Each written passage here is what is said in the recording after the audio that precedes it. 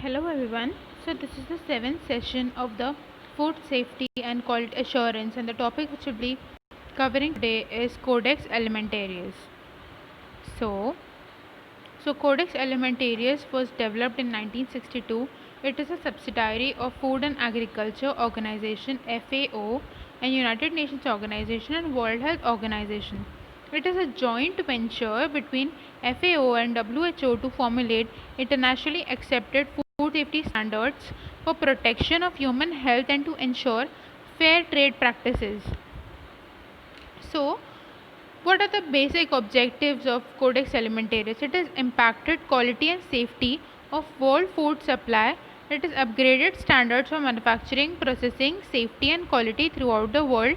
It has increased international trade 800% since 1962 and contributes to lowering of trade barriers and protectionism. So, what is the purpose of Codex Alimentarius? The purpose is to protect consumer health and economic interests and to secure fair trade practices in the food industry. So, Codex Commission. What is now the Codex Commission? It is a coordination of all food standards. It is an initiation of supervision of draft standards. It is finalization of food standards and publication of standards worldwide. It amends standards in face of new technology. Harmonization of international trade. The differences in food laws and standards developed independently can cause barriers to trade between nations. If, for example, a country A has different food standards and a country B has different food standards, so it can create a barrier to trade between these two nations. So, often disguised as health or safety measures, but really designed to protect local farm products or consumer misconceptions. Economic impact statement required since 1979, the member nation requires to declare possible economic impacts of the standards while in draft form. It is designed to help prevent trade barriers.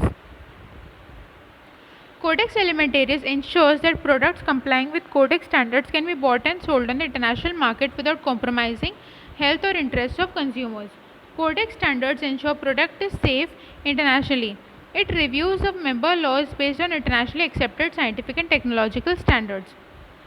Any substance, whether processed, partly processed, or raw, which is intended for human consumption and includes drink, chewing gums, and any substances which have been used in the manufacture, preparation, or treatment of food, but does not include cosmetics, tobacco, or drug or substances used solely as drugs, are come under the Codex. The structure of the Codex Commission. What is the basic structure of Codex Commission? The basic body of Codex Commission. It is intergovernmental body. It is open to all United Nations member nations. Currently 165 members, that is 98% of the world. Executive Committee oversees Commission activity. The Secretariat oversees Executive Committee located at FAO in Rome. So, Codex committees are fats and oils, general subject committees, the regional committees and regional coordinating committees are Africa, Europe, Southwest Pacific, Latin America, Caribbean, Near East, North America. The Codex legal tools are Codex standards, codes of practices, guidelines, and recommendations. That's all for this session. Thank you.